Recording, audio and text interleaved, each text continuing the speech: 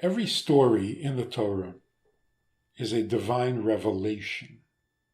God had to come down to Mount Sinai to tell us this story.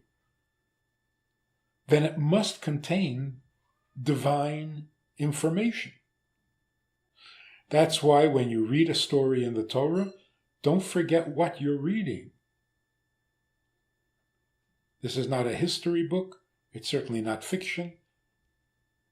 God is trying to tell you something that you would not know even if you were the smartest human being in the world. So what's the story with Pharaoh? Who is this guy? One of the interesting things we know about Pharaoh, who was ruling over the land of Egypt when Moses came and warned him that he's going to get 10 plagues, what we know about him is that he was a midget.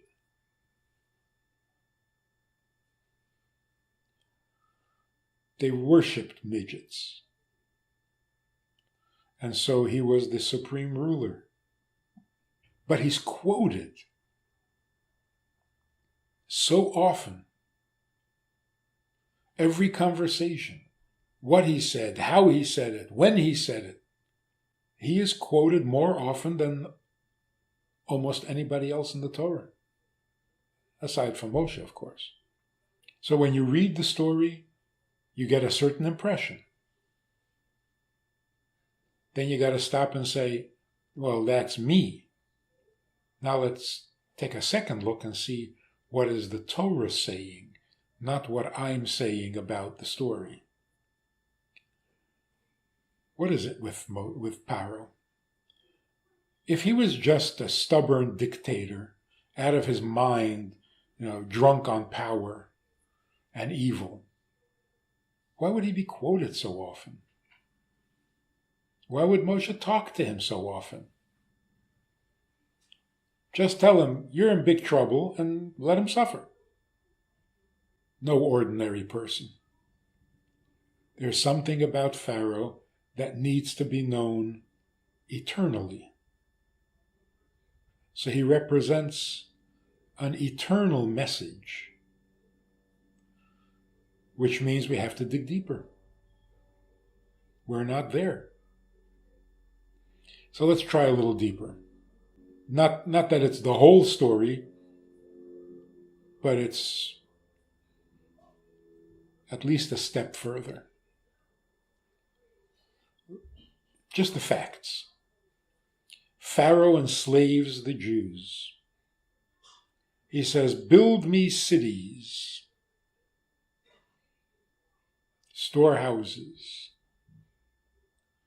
and make it out of clay, out of mud and straw.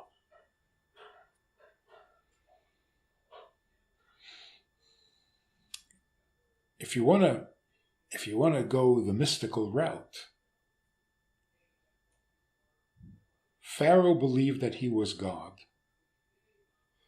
Today we would call it a God complex. And he was a very intelligent, very knowledgeable person.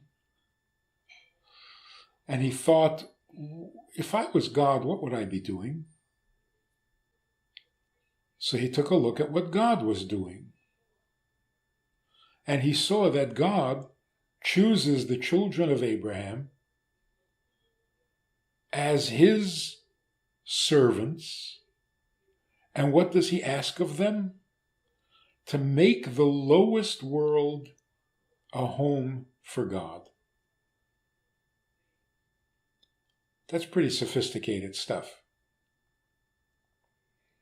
So Pharaoh says, well, now, if I'm God, then they should be making the lowest world a home for me. So he enslaves them. He says, you are my servants. I am God. And you are the chosen people. So make the world a dwelling place, a home for me.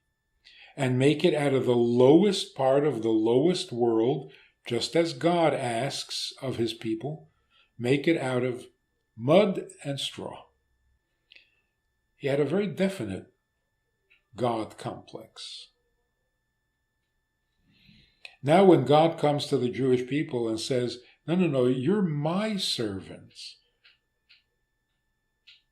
he was correcting Pharaoh's mistake. His mistake was he thought he was God. Which might also explain why 10 plagues. To correct the impression that a human being can be God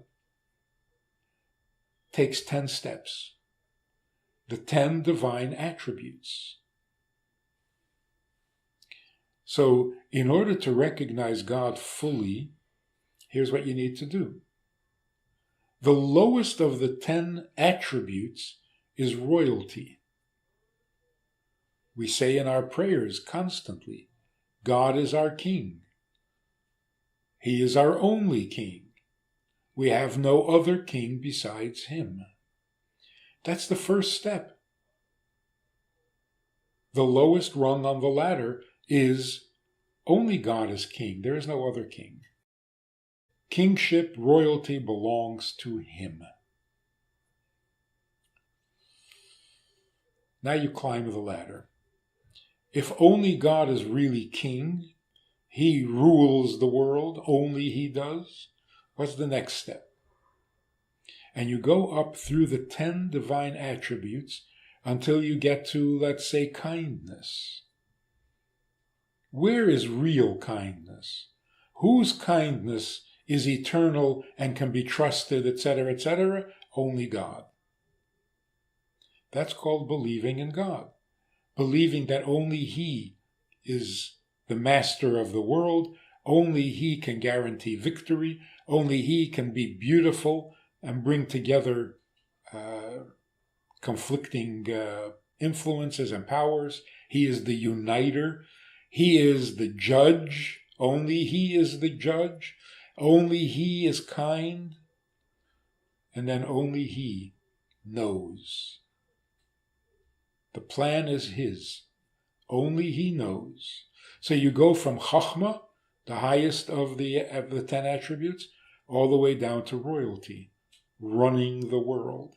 So each of the 10 plagues demonstrated the particular attribute, the divine attribute, that it belongs only to God. So what was the purpose of the plagues? To bring Pharaoh to the recognition that he is not God, he is not the king, he is not the judge, he is not the nice guy, and he doesn't know why the world exists. And the rest. All 10. In the principle of the fallen sparks, Egypt contained by far the most sparks. Meaning to say, because Egypt was so dark and ugly and unholy, we know that there must be divine sparks that must be very, very powerful, that were hidden, buried under the ugliness of Egypt. Because the way God created the world, the holiness is covered, it's concealed by the unholy. Which is why in the Kabbalah, unholy is called the peel, the shell. What does the peel or the shell do? It conceals the fruit. Because the fruit is delicate, it can be spoiled, ruined, wasted. So the fruit protects it. I mean, the shell or the skin protects it until you're ready to eat it. The unholy covers up the holiness, protecting it until it's ready to be revealed, till it's ripe. The holiness and the godliness that was buried in Egypt was particularly interesting because what kind of holiness is so bright that it needs to be buried under such ugliness?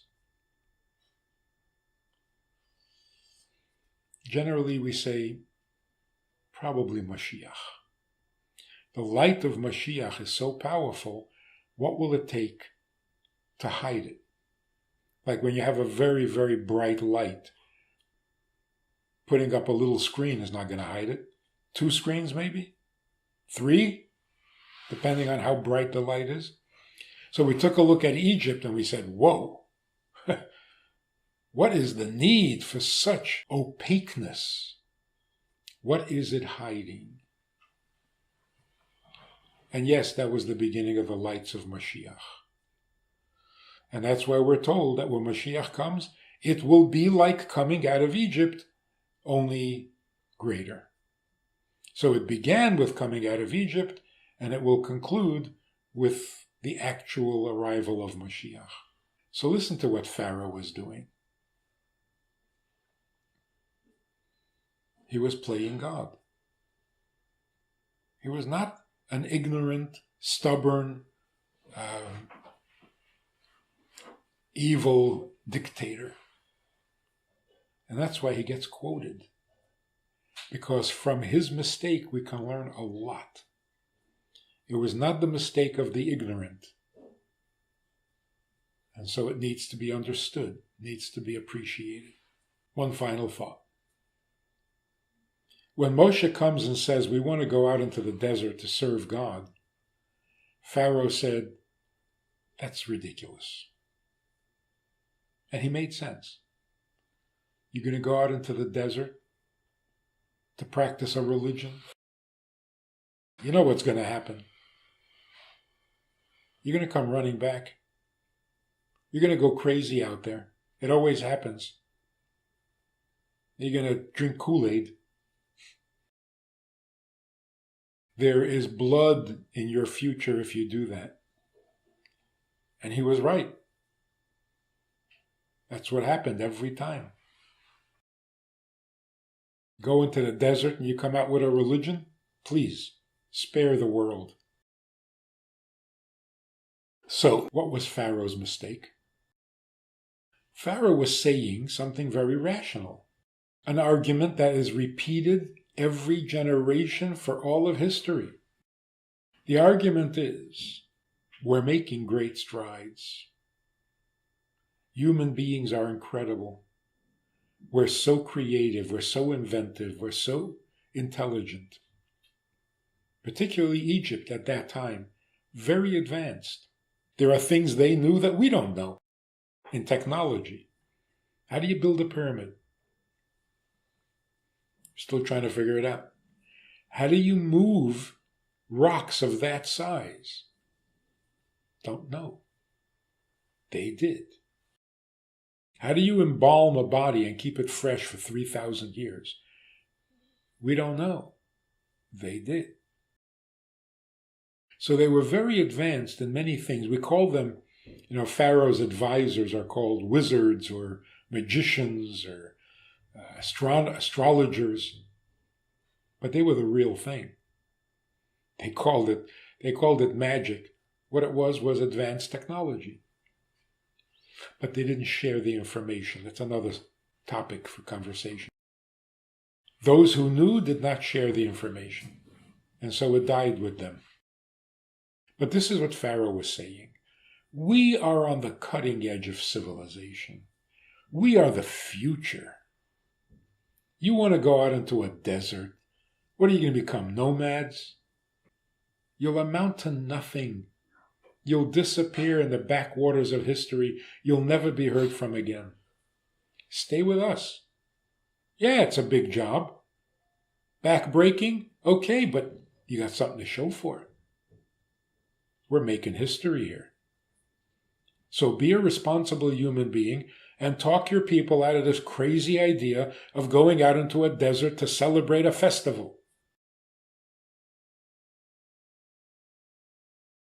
Now, what was right about Pharaoh's argument is that he was basing it on an assumption that here are human beings looking for a religion, and they want to go out into the desert and dance under the moon and howl or something, and come up with an inspired vision of what life should be. It's crazy. He's right. What he did not know, nobody knew. The Jews were not going out of Egypt to find a religion. They were going out of Egypt because God asked them to meet him at Sinai. This was a divine appointment that was going to change the world forever. They were not looking for a religion. They were responding to God's call. When that finally dawned on Pharaoh, he said, wait a minute. God wants you to go. It's not your idea. Well, in that case, how can you not go? And he forced them out of Egypt, drove them out. That's the real story behind the story.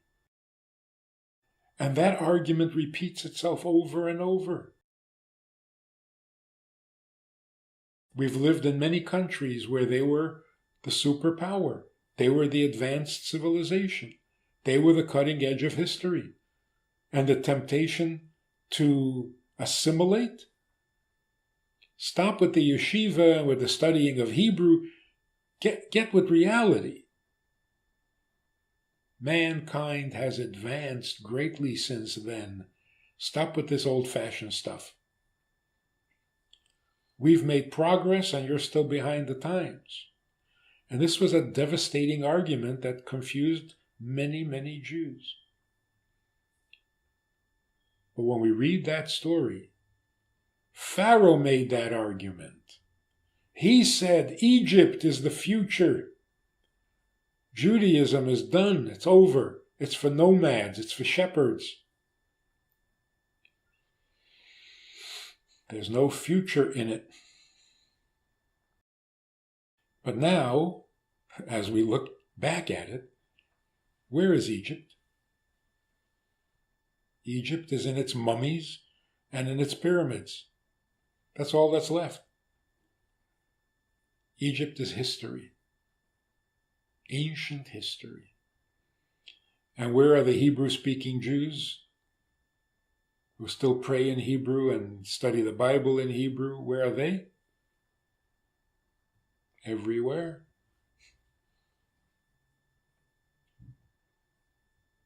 Influencing the world everywhere. So that really is the drama. Moshe is saying the future is Judaism.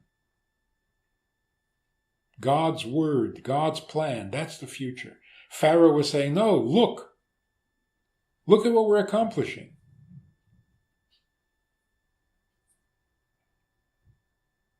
That's the rest of the story.